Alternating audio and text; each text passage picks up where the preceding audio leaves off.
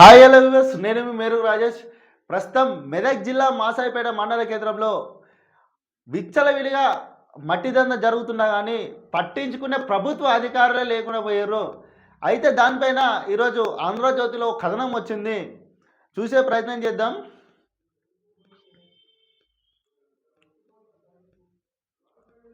మాసాయిపేటలో జోరుగా మట్టి అక్రమ రవాణా. అంటే అక్రమంగా నడుస్తున్నా పట్టించుకోకుండా అధికారులు ఉండరు. వెంచర్ల వద్దకు తరలించిన మట్టి కుప్పలు మాసాయిపేట మండల పరిధిలోని నిబంధనలకు విరుద్ధంగా మట్టిని తరలిస్తున్న వ్యాపారులు బరిదెగిస్తున్నారు. ఏకంగా అనుమతులు పొందని పాత అనుమతి పత్రాలతో గ్రామస్తులను నమ్మబలుకుతూ కొందరు దళారులు స్థానికులతో కలిసి ఏకంగా పట్టపగలే వందల కొద్ది ట్రిప్పులు మట్టిని జాతీయ రహదారిపై నుంచి టిప్పర్ల ద్వారా మట్టిని అక్రమంగా తరలిస్తున్నారు. అడ్డు వచ్చే వారిని బెదిరిస్తూ లేదంటే ప్రలోభాలకు గురి చేస్తూ పరిశ్రమలకు వెంచర్లకు అక్రమ మట్టిని తరలిస్తున్నారు.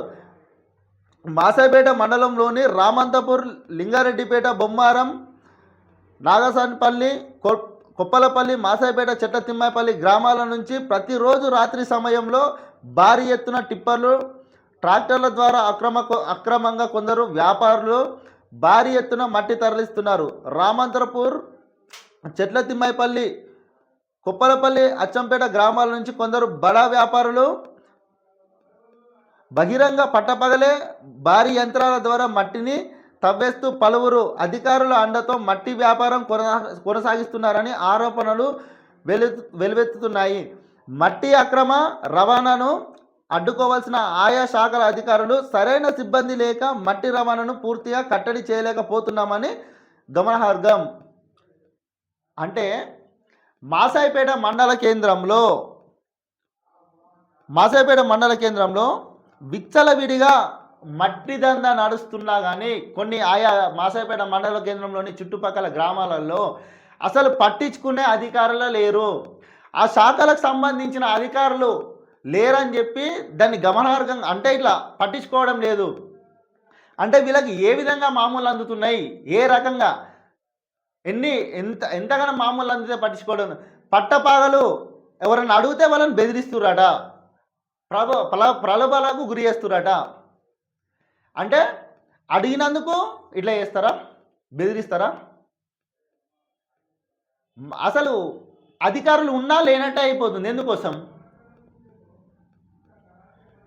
కొంతమంది కొంతమందితో కలిసి బడా లీడర్లతో కలిసి పాత పత్రాలే పర్మిషన్ల పత్రాలతోని మళ్ళీ కొత్త పత్రాలు ఉన్నాయని చెప్పి విచ్చలవిడిగా పట్టపగలు రాత్రి వేళ మొత్తం ఉన్న మట్టినంతా తీసుకోబోతున్నారు.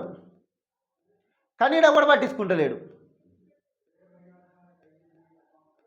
ఇది ఇట్లా అంటే మనము ఇప్పుడు ప్రభుత్వం మారినాక అయినా మారుతా అంటే గతంలో బీఆర్ఎస్ పార్టీ అధికారంలో ఉన్నప్పుడుగా ఇదే జరుగుతుంది. ఇప్పుడు కాంగ్రెస్ పార్టీ అధికారంలోకి వచ్చినాక ఏం చేస్తున్నారు? ఏం కూడా చేస్తలే, గదే నడుస్తుంది. మళ్ళా ఈ అక్రమాలకు పాల్పడితే కఠిన చర్యలు తీసుకున్నారు తెలంగాణ రాష్ట్ర ముఖ్యమంత్రి రేవంత్ రెడ్డి గారు. మీరు ఒకసారి ఈ అక్రమాలు జరిగితే మీరు బీఆర్ఎస్ పార్టీ అధికారంలో ఉన్నప్పుడు ఏమన్నారు? ఎవరిని కూడా వదిలిపెట్టామని చెప్పారు.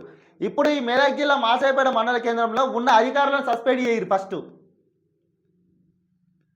విచ్చలవిడిగా పొద్దుదాకా తెలంగాణ నడుతున్నామని పట్టించుకోవడం లేదు. ఎందుకోసం పట్టించుకుంటలేరు? టిప్పర్లతో పొద్దుగాల పూటనే జాతీయ రహదారులపైన పోతున్నాయి మట్టి. చూసి చూడనట్టు వ్యవహరిస్తున్నారు అధికారులు. ఎందుకోసం?